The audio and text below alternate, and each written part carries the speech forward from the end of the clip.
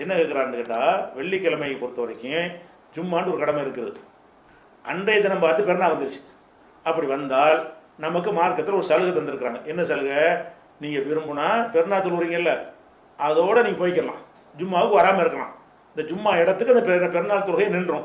விரும்பினால் ஜும்மாவுக்கு வரலாம். ஆனால் இமாமாக இருக்கிற நான் ஜும்மா நடத்துவேன், இப்படி ரசூலுல்லாஹ் சொல்கிறாங்க. நாங்கள் ஜும்மா நடத்துவோம், நீங்கள் விரும்புகிறவர்கள் ஜும்மாவில் கலந்து கொள்ளலாம்.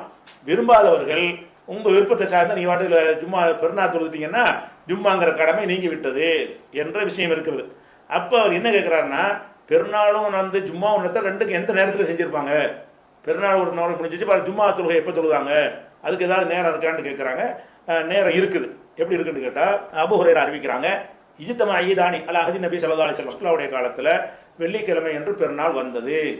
வந்தவன சொன்னாங்க, ரசூலுல்லாஹ் சொல்கிறாங்க மக்கள்கிட்ட, இன்னஹு கது இஜ்தமா ஈதுக்கும் ஹாதா, இந்த பெருநாளும் ஒரு ஜும்மாவும் ஒன்று சேர்ந்து விட்டது, இப்போ ஒன்றா வந்து விட்டது. ஓ இன்னா முஜம்மியூன், நாங்கள் ஜும்மா தொழ போகிறோம் பெருநாள் தொழுகைக்கு அப்புறம்.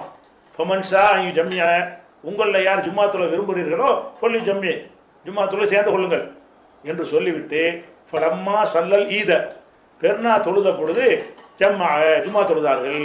ரொம்ப டைம்லாம் கொடுக்கல, பெருநாள் தொழுகை முடிஞ்சு விட்டதா, போகிறவங்க போங்க, இப்போ ஜும்மா தொழ போகிறோம் அப்படி ஜும்மா நடத்திட்டாங்க.